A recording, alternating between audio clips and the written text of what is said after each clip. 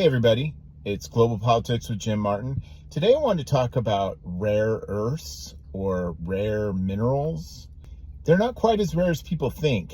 Rare earths are really the byproduct of a process by which you refine kind of typical things like iron and aluminum and other pretty common metals like copper and things like that. However, they are an incredibly toxic sort of process to refine those to get the rare earth or rare minerals.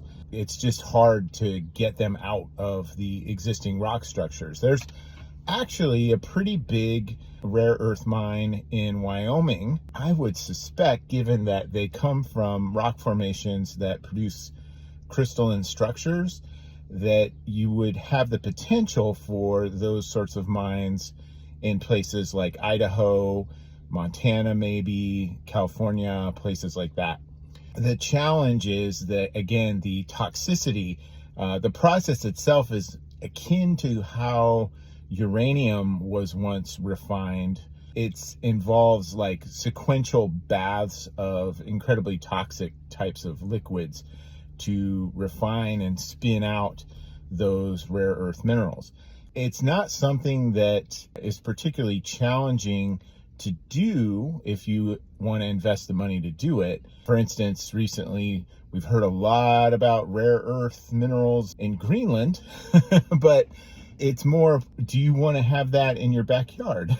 China is currently the world's largest producer of rare earth minerals and has the largest stockpiles of them because they subsidize their industrial processes and don't really care about environmental concerns, things like that.